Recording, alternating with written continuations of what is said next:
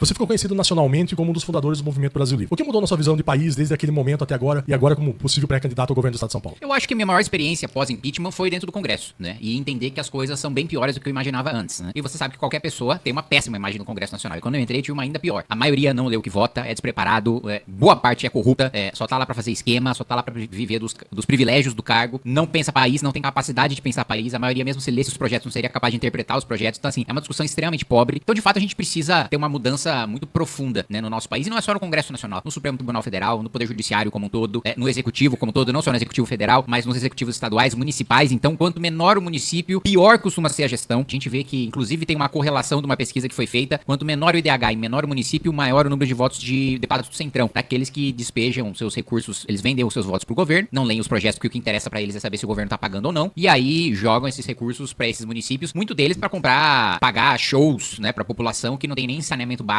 mas aí entra a culpa do eleitor, né? Não dá pra gente culpar só a classe política que ela não caiu do céu. O eleitor morando numa cidade miserável, aplaudir um dinheiro de emenda parlamentar pra ir pra um show é uma coisa muito deprimente, né? Então acho que a minha principal mudança de militante pra parlamentar é de conhecer profundamente as instituições e o quanto elas estão corruptas, né? E não só os três poderes, né? Conselhos de classe, sindicatos não só de trabalhadores, mas sindicatos patronais, elite de iniciativa privada, empresários que têm relacionamentos muito próximos com o governo. O nosso país está tomado por uma elite corrupta. Kim, você se tornou conhecido nacionalmente por ser um grande opositor do PT. Nos últimos tempos você tem feito críticas ferrenhas ao bolsonarismo, né? A esse núcleo duro do bolsonarismo. Qual é o seu projeto político ou o projeto político dos seus pares, né? Do Partido Missão pro país? O projeto político positivo e não reativo. Eu percebo às vezes que há um discurso um tanto quanto reativo. Porque quem não tá no poder precisa criticar quem está no poder pra mostrar a sua diferença, né? É natural que seja assim, porque a oposição reage, né? E o governo que precisa governar.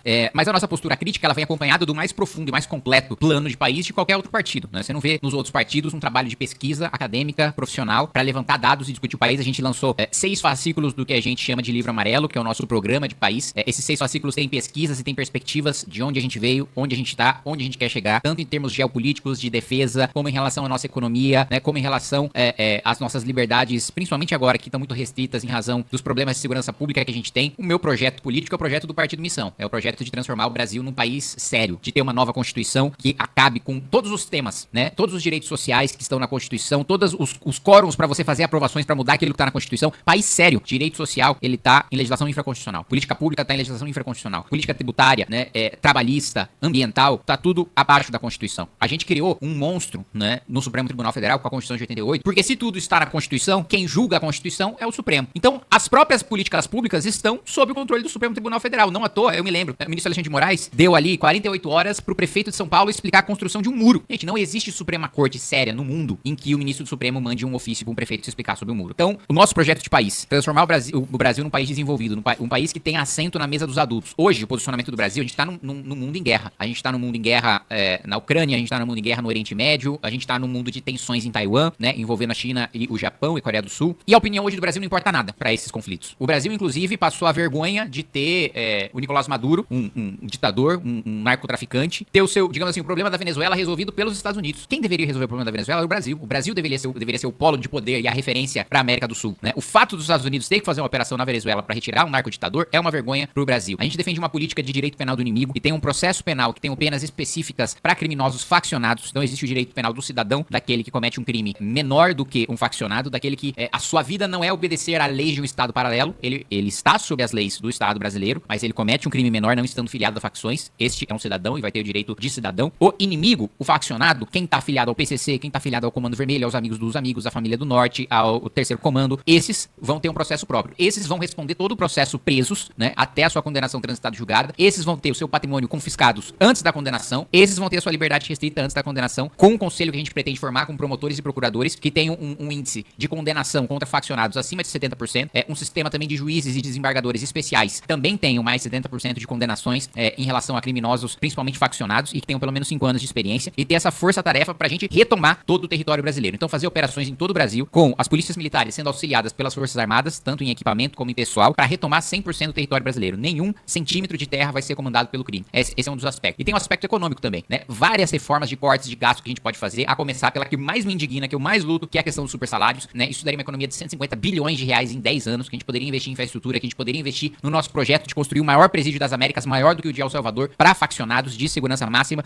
para promover o programa de ferrovias ao redor do país, para promover a modernização dos nossos portos, também que a quantidade de dinheiro dinheiro que o Brasil perde e a capacidade de escoamento de produção que a gente perde por não ter portos decentes, a gente poderia dobrar a nossa produção no agronegócio sem derrubar uma árvore sequer, só com o território que a gente tem hoje para plantar, se tivesse maneira de escoar essa produção para fora. E dentro dessa reforma do orçamento, a gente também precisa falar dos privilégios tributários para elite privada do nosso país. A gente tem cerca de 800 bilhões de reais em renúncias tributárias. Algumas delas são justificáveis. Entra o Simples Nacional, a cesta básica, entra a contribuição previdenciária para entidades assistenciais, né? Não faz sentido eu tributar a caridade, né? Quando ela está substituindo o papel do Estado, né? Se o Estado é incompetente, ele vai lá e tributa quem está sendo competente no lugar dele. Isso não faz sentido. Bom, então desses 800 bilhões, 200 bilhões são injustificáveis, são privilégios setoriais. E isso a gente pretende cortar, né? Então, mais uma vez, a gente tá falando de 200 bi ao ano. Em 10 anos, a gente já tá falando de 2 trilhões de reais. Então, é muito dinheiro que a gente vai utilizar para a melhoria da produtividade do nosso país, para que o trabalhador brasileiro consiga, trabalhando menos, produzir mais e receber mais por esse trabalho. Eu só citei 2 aspectos do nosso programa, mas o livro amarelo ainda tem infraestrutura, defesa, meio ambiente, industrialização do Nordeste, investimento em ciência e tecnologia e outros setores que a gente pode discutir. Falando de segurança pública, o Estado enfrenta desafios com o crime organizado. Qual a sua estratégia concreta para enfrentar facções como o PCC? E também uma outra pergunta. Você defende o endurecimento penal ou aposta mais na inteligência e prevenção? As duas coisas, né? Eu acho que a questão das facções eu tratei falando sobre o direito penal do inimigo. Agora, em relação a endurecimento e inteligência, sempre que um político de esquerda não sabe o que responder na solução para segurança, ele fala trabalhar com inteligência. Tá, mas o que é trabalhar com inteligência? Nenhum deles sabe definir. Eu sei definir a proposta que eu defendo. Eu defendo o ciclo completo de polícia, eu defendo a reforma do nosso inquérito. Nosso inquérito policial é absolutamente cartorial. Tem um inquérito, os inquéritos, para quem nunca viu um, é um calhamaço desse tamanho que a maior parte é despacho. Tô aqui me cientificando, mandando pra tal. Aí, mano, o delegado, primeiro, chega a polícia militar. Ela identifica um crime. O crime acabou de acontecer. Tem imagem de câmera, tem testemunha. A polícia militar pode escutar a testemunha? Não. Pode pegar a imagem de câmera? Não. A polícia militar precisa encaminhar e o sujeito precisa ter a vontade de fazer um BO na polícia civil. O primeiro ponto que já tá errado é o policial não poder, na própria ocorrência, colher provas e não pra ele tocar a investigação. Mas ele encaminhar isso pra polícia civil, né? Ou se for uma ocorrência menor, ele pode próprio defendo que possa tocar a investigação. Aí chega pra polícia civil, passa pro escrivão, o escrivão passa pro delegado, o delegado vai passar pra uma outra pessoa, essa outra pessoa vai fazer uma diligência, vai voltar pro delegado, acabou o prazo de investigação. O delegado vai passar pro Ministério Público, o Ministério Público vai pedir mais prazo pro juiz, o juiz devolve pro Ministério Público, o Ministério Público devolve pro delegado, o delegado devolve pra um cara fazer a diligência, esse cara passa pro outro cara fazer a diligência. Não tem como isso funcionar. E eu não vejo nenhum parlamentar de esquerda ter a capacidade de descrever todo esse processo e falar como a gente pode fazer isso com inteligência. Sem dúvida nenhuma, trabalhar com inteligência, trabalhar com prevenção. Imagens de câmera com inteligência artificial pra reconhecer o rosto dos criminosos, dos faccionados, ou daqueles que estão foragidos. Foram contra, né? Nós somos absolutamente a favor. Aliás, eu fui um dos primeiros a defender essa tecnologia, inclusive apanhando de alguns setores da direita que falaram, não, mas pô, invasão da privacidade e tal. Falou, meu amigo, você tá na rua, já começa aí, você não tá na sua casa. E outra coisa, o preço que se paga de você perder uma parcela da sua privacidade, mas pra você ter segurança de andar na rua, de você saber que você não vai ser morto por causa de um celular, esse preço vale a pena. Trabalhar com essa inteligência, tanto que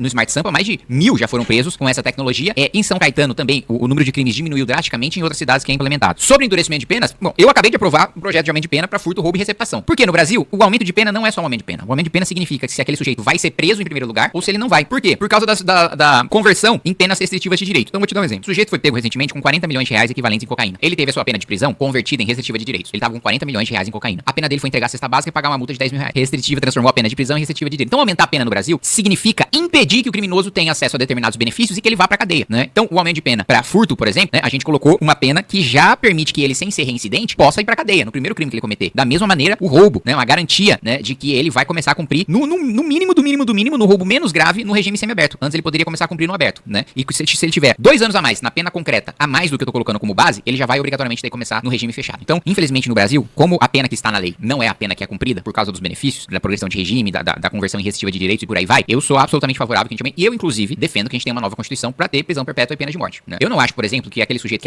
que atropelou a própria mulher e arrastou ela no asfalto durante 1 quilômetro, eu não acho que esse sujeito mereça continuar vivendo. Nem que seja prisão perpétua, porque eu nem quero que esse sujeito gere custos pro Estado. Eu acho que ele tem que ser morto, não tem nenhuma chance de ressocialização. Ele tem que ser condenado à pena de morte. Da mesma maneira, lideranças do crime organizado. Eu sei que isso é uma coisa polêmica, que dentro da própria direita, especialmente em pessoas mais religiosas, a pena de morte é um assunto extremamente polêmico, mas, no mínimo, então, um acordo que eu faria seria a prisão perpétua, que eu acho que é uma coisa bem mais consensual, né, na população ali, acho que mais de 70% da população brasileira aprova a prisão perpétua. Então, eu iria até além no endurecimento de penas.